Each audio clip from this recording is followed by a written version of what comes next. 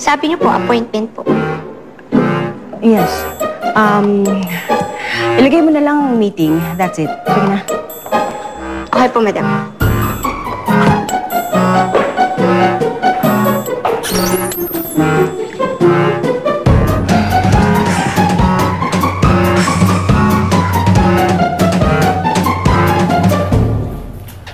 Sylvia, kunin mo na yung ibang mga linuto pa natin. Pasok mo na lang dito, ha?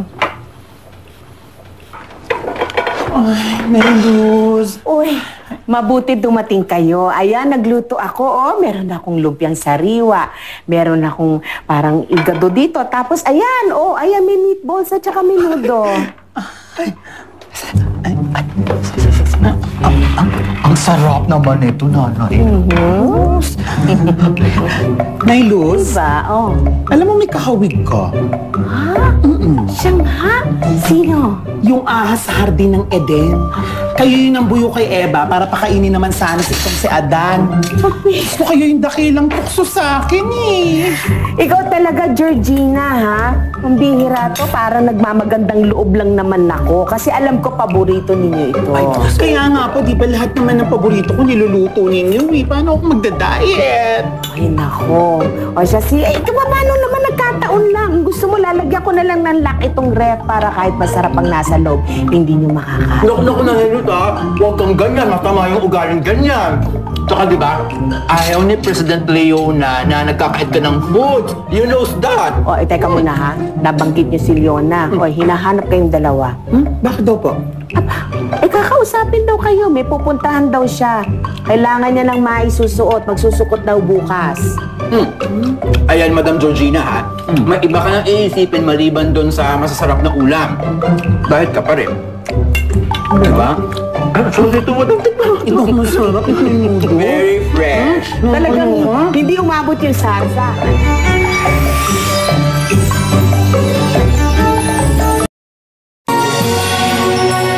Lumantad na sa media ang di umano'y babaeng kasama ni Rafael Jacinto. Ang sabi na nagngangalang Shane Carriada, group picture daw yon. Isa siya sa mga supporters ni Rafael Jacinto na nagpa-picture. Pero ang kumakalat sa social media ay craft version nito.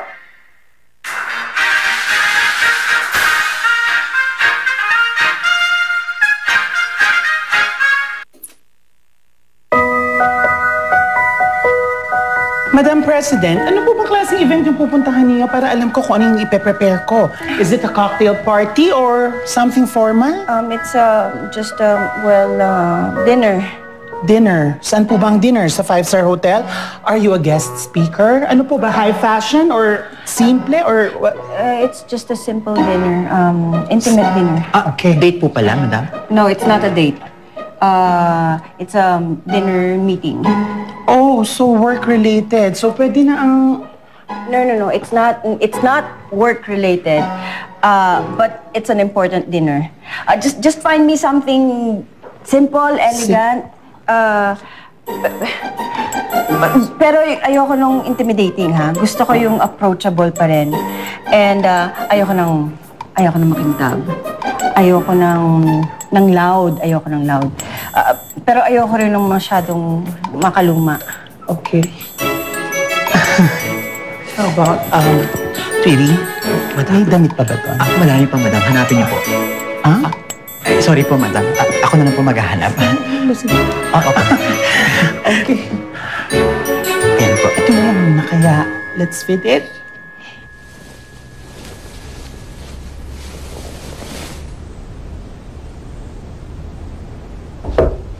Pasok!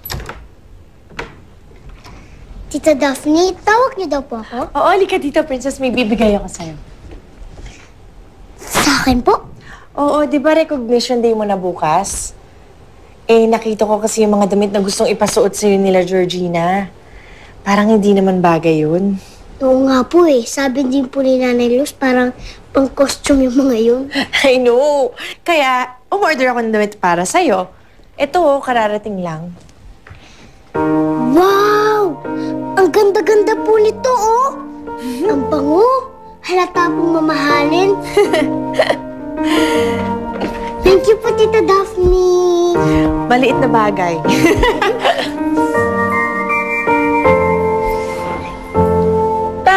What's wrong?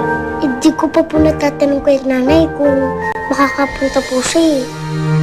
Ganun ba? Busy pa naman si Ate Leona. Huwag kang mag-alala. Kung hindi siya pwede, ako ang pupunta. Don't worry. Pwede naman ako lumabas eh. Talaga po, Tita Daphne, pupunta po kayo sa school ko? Sasamahan ko pa ang Tita Daphne mo kung gusto mo, Princess. Pwede rin akong pumunta sa recognition day mo. Lola Victorina, nakakahiya naman po sa inyo. Oo, hindi naman. I would love to go. Grabe! Isang malaking happy hugs na po ito. Thank you po, Tita Daphne. Salamat po, Lola! Kaya, ito po, ha? Happy hugs po! Happy hugs!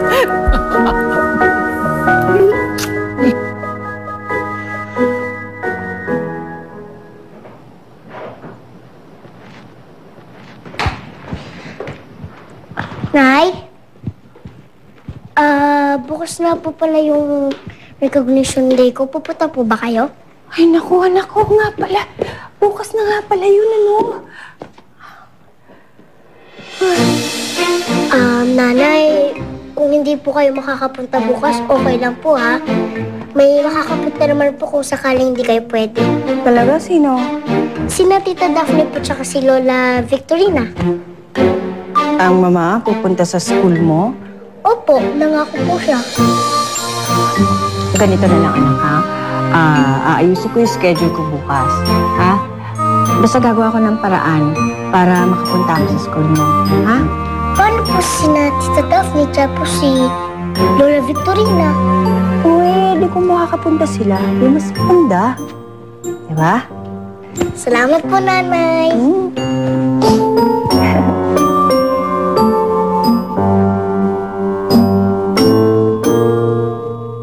Ano itong narinig ko na may inaway ka daw na PSG? Siya yung rason kung ba't namatay yung kuya ko. Tagal-tagal na nun. Nasirmulan na nga ako ni Colonel Gonzaga, pati ba naman ikaw? For the most creative award, let's call Princess Jacinto. Princess, your mom. Sorry, anak, kalita ko. Sana next year, nasa honor list ka na. Kahit top 10 man lang. Small request lang naman. Mamang, papang, si Leona po. Ay! I'm sorry. Excuse me. Bakit ba mas dinenervous yata si Miss President kesa sa amin? Ay, Leona, ano ka ba? Para kang ewan.